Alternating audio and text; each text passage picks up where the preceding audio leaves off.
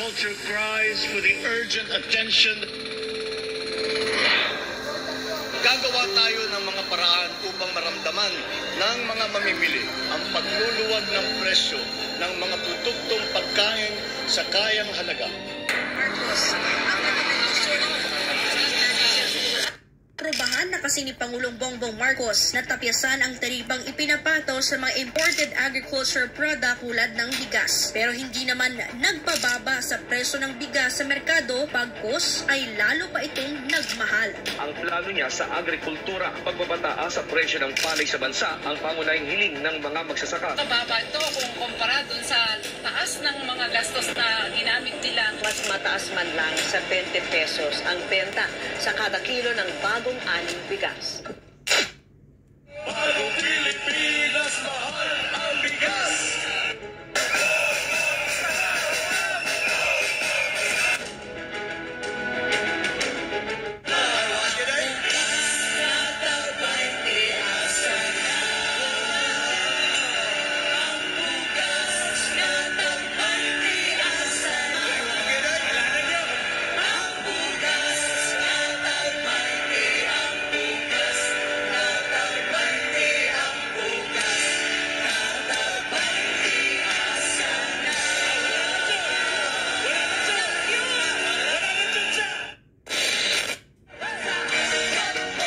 Palapit na tayo dun sa aking pangarap na mag 20 pesos. Pero pangarap mo lang. Aabutin din natin yan. Pangarap mo lang sa utak mong bangag. Hallucination mo lang yan. Lahat ng sinasabi mo. Hindi ko maramdaman kung nasaan yung ba kayang 20 pesos. Kaya nga. Sana matupad naman yung pangako niya. Kasi kung puro pangako lang, hanggang TV nga lang yung baba ng bigas eh. Nabunuloy kasi inaasahan din namin yun, di ba? Na magkakaroon ng 20 pesos. Eh, hanggang ngayon, wala pong nakikitang 20 pesos ang bigas.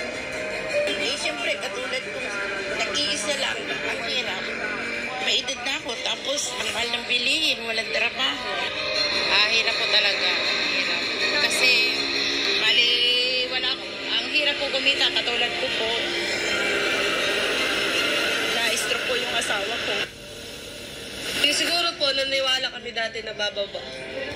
Parang hindi na. Yung mga pinapangako niya, wala rin nangyari.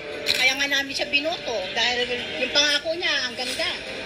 Pagdating pala sa makatapos na yung Tingnan niyo pag nagsasalita siya noong kampanya. nagsisisi ako. Mga bilihin ngayon, yung iba hindi na makakain. Kasi kahit bigas, sobrang taas. Pagkakasyahin mo yung sahod mo, kuryente, tapos tubig, tapos magrareg ka pa ng bahay. Ang masasabi ko, dapat hindi niya sinabi na ang mga bilihin bababa. Dapat kung anong sinabi niya, kasi parang nagsisinungaling sa nung tatakbo siya pagka-president. Sinungaling nga eh. Bangag.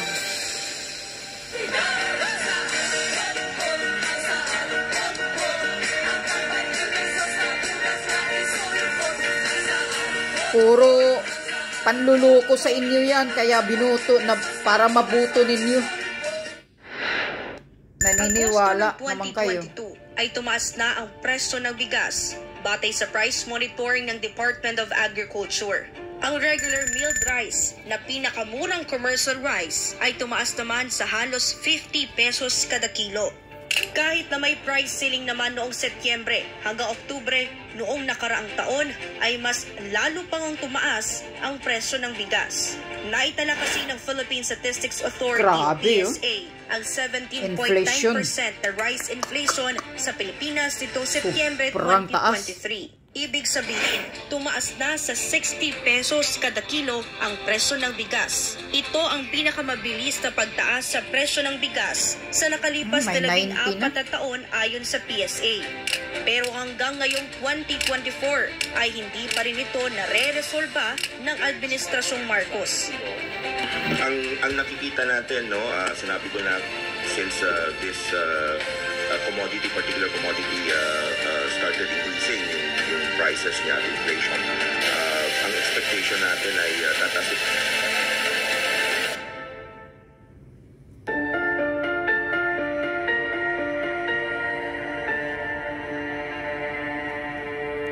isang pangamba din namin na baka bumagsak yung presyo ng halaga. Pero kawawa po ang mga magsasaka. Hindi ko nawawala pa, mabarat. Medyo mahirap ang naging pag-aani namin ng pagbuhay namin ng aming mga pananim.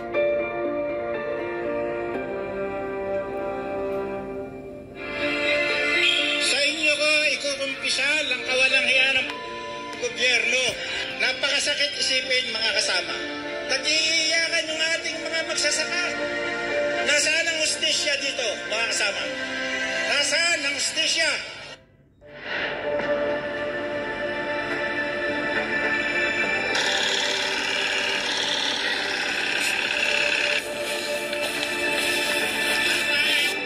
Ilang araw bago ang ikatlong State of the Nation address o SONA ni Marcos, puwerwiso ang dulot nito para sa sektor ng agrikultura.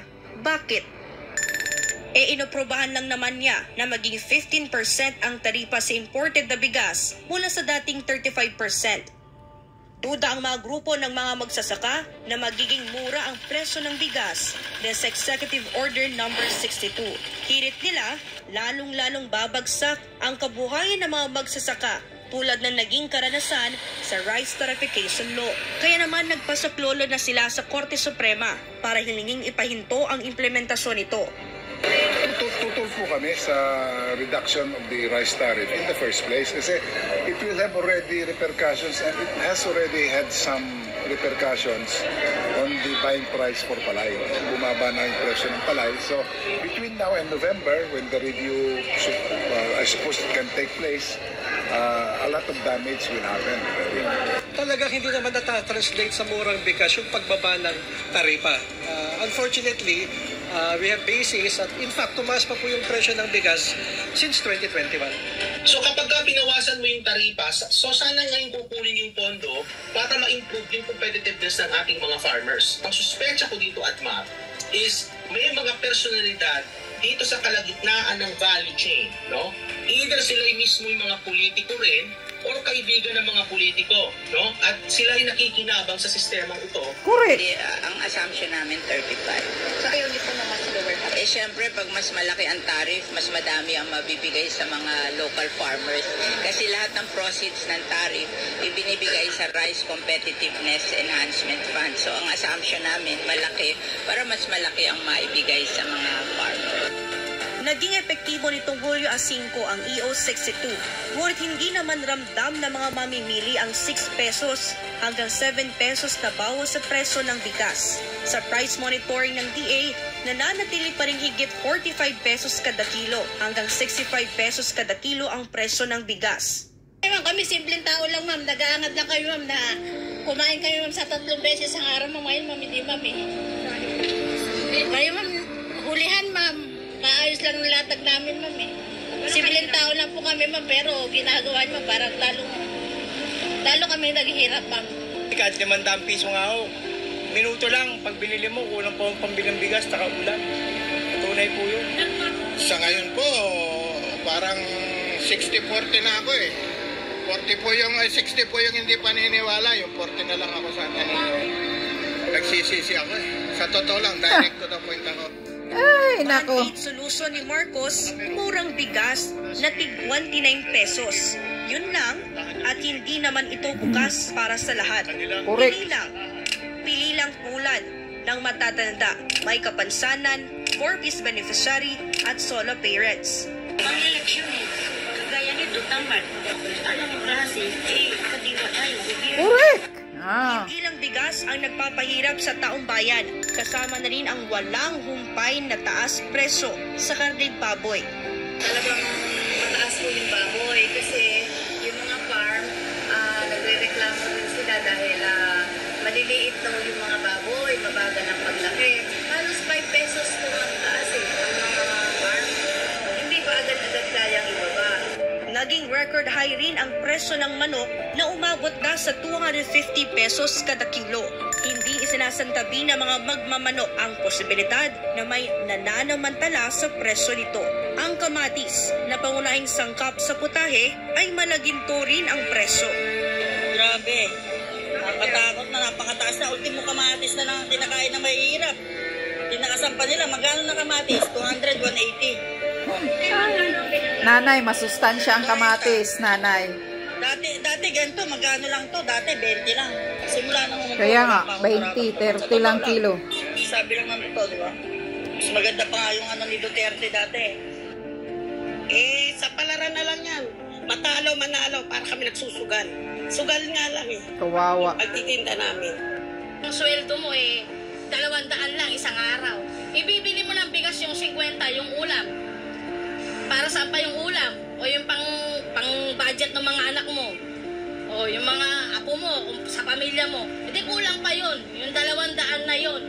Bumaba na lang siya. Ngayon, kung hindi niya kayang gampanan, kasi lalong naghihirap yung mga tao Kaya kasi nga. Nagpapakasarap sila. O saan sila nakakarating. Sarap ng buhay nila. Samantalang yung mga tao, halos magnakaw na ng mga makakain nila dyan. Diba? Ang mga realidad na ito ang naglalagay sa mga Pilipino sa matinding kahirapan at ang nagpapalugmok na rin sa sektor ng agrikultura sa kabuuan. Sila ang mga maralita na kailangan kumayod araw-araw sa kanayunan upang may mayhain sa hapagkainan.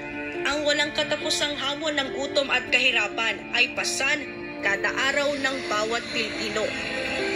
Hanggang kailan kaya kayang pagtiisan ng mamamayan ang Administrasyong Marcos? Yan. Naniniwala kasi kayo sa mga pangako ni Bangag. Hindi pa rin kayo natuto sa kasaysayan. Noong panahon ng ama niya, ganyan din, pahirap sa bigas. Mabaho pa daw ang bigas noon. Binibinta. Naniniwala kayo, binoto nyo. Diyos ko po. Kaya ngayon, anong nangyayari? Alam nyo ba na sa loob ng 2 taon ng pag-upo ni Marcos Jr. ngayon, 8 million Pilipinos na ngayon ang hindi na makakain ng 3 bisis sa isang araw? Grabe, sobrang pagtaas ng mga taong hindi na makabili ng pagkain nila sa isang araw. Imagine that, 8 million. Ayon sa political analyst. So ngayon, niluloko na kayo. Kaya sana matuto na kayo, wag na kayong maniniwala sa mga politikong magaling lang, mangako, pagkampanya time. Dahil siguradong hindi nila yan tutuparin, lalo na yung binibigyan kayo ng pera. Yung suna ni Marcos kahapon, pinagyayabang niya ang kadiwa niya na mura ang bigas. Diyos ko po, ano ba yung kadiwa mo, Marcos Jr.? Nationwide ba yan? Buong Pilipinas ba may kadiwa ka? Tapos dinadala mo na sa suna mo? Ang makabili pa, pinili nyo pa yung may mga kapansanan, IPs member, 4-piece member, at saka yung mga seniors. Tapos hindi ka pa makabili ng isang sako, kundi ang pinakamataas na mabili mo ng bigas sa kadiwa, 5 kilo. Pamulitik ka din yung kadiwa na yung hinayupak na kadiwa na yan Dahil hindi ka naman bibili ka doon, magpapakita ka pa ng ID mo.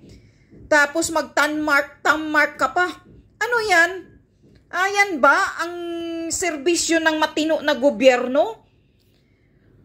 Kung gusto mo talagang tumulong at magserbisyo sa mga mahihirap, okay na yan. Bigyan mo ng prioridad yung may mga kapansanan, yung mga senior citizen, yung mga 4-piece member. Pero hindi na kailangan yung mag-ID ka pa, hindi na kailangan yung mag-tammark ka pa, hindi mo na kailangan may limit na makabili ng bigas na ilang kilo lang. Pahirapan pa. Ibigay mo kung ano ang gusto nilang bilhin, hindi yung limitado. Tapos ipagyayabang mo na, Marcos Jr. sa suna mo. Kawalang hiya mo naman. Sobra talagang kapal ng mukha mo sa pulburon. Grabe. Yung ama mo noon, ganito rin ang mga isyu sa bigas. Ngayon ikaw, imagine ang dami ng mga magsasakang umiiyak. Marami ng mga magsasaka daw ang nagpapakamatay na wala ng pag-asa. Tapos binaba mo pa yung taripa sa 15%. Ikaw naman, Ma'am Bilyar, alam mo naman, nasa agriculture ka naman, bakit naman hindi mo ipaglaban yung mga farmers natin? Senator Bilyar, paglaban mo. Ba't ka pumayag na binaba ng 15% ang taripa na imbis na yung taripa na yan mapunta sa mga farmers? Ngayon, mas lalo nyo talagang pinapahirapan ang mga farmers natin. Tapos yan ang pinagyayabang mo, Marcos Jr. Tutulungan kung anong pinagsasabi nung hinayupak ka doon sa suna mo. Pag-aralan. Puro hallucination lang yung salita mo. Talagang yung suna mo, Marcos Jr. Ampaw. Walang laman. Yun ang sabi ng lahat ng mga nakarinig sa pinagsasabi mo. Sweet talker ka lang talaga, sabi pa ni Dr. Bato, political analyst. Pero pag himay-himayin mo daw yung pinagsasabi ni Marcos, bawat sentence, walang laman. Pagpakinggan mo ang buong statement niya, parang napakaganda. Pero pag himay-himayin mo, walang laman yung bawat statement niya. Labas sa ilong. Ganyan ka manluloko. Sinungaling. Huwag na kayong umasa ng pangako ng bangag na yan. Dahil yung lahat ng sinasabi niyan, labas sa ilong. Hallucination niya lang yan. Pag-aralan. Dahil sa kabangagan niya ng pulburon, kaya wala lahat yung pinagsasabi niya, wala sa puso niya yan. Tandaan nyo yan. Imagine, may nakita akong 90 na ang kilo ng bigas. Sa susunod na buwan dito, kasi import ng import, aabot na yan ng sobrang 100 ang kilo. Ano pa? Hindi pa ba kayo kumilos? Hanggang salita na nga lang ba kayo? Magsilabasa na kayo sa kalsada, mga nanay. Sabi pa ng political analyst, pagpatuloy na magpapatuloy itong kagutuman na to, siguradong tataas ang kisis ng nakawan, magnanakaw, yan, tapos, baka raransakin na nila yung mga tindahan. Yan. Sana nga gagawin na, mangyayari na agad yan. Doon kayo sa Malacanang, ransakin nyo ang Malacanang. Kasi yung si Marcos Jr., hindi niya alam ang totoong kabuhayan ng nasa ground. Isa, hindi naman yan bumibili ng bigas. Nakikinig lang yan sa mga bulong-bulong ng mga demonyong nasa paligid niya. Sabi pa ni Amy Marcos, ipanalangin ko, kasi yung mga demonyong nasa paligid ng kapatid ko na makasarili. Nakikinig lang siya sa mga bulong-bulong. Hindi talaga niya alam ang totoong kabuhayan at totoong nangyayari sa ground ngayon. Na grabe na ang kagutuman ng taong bayan. Walang puso at walang awa itong kupal na bangag na to. Hilain nyo na yung hinayupak na yan.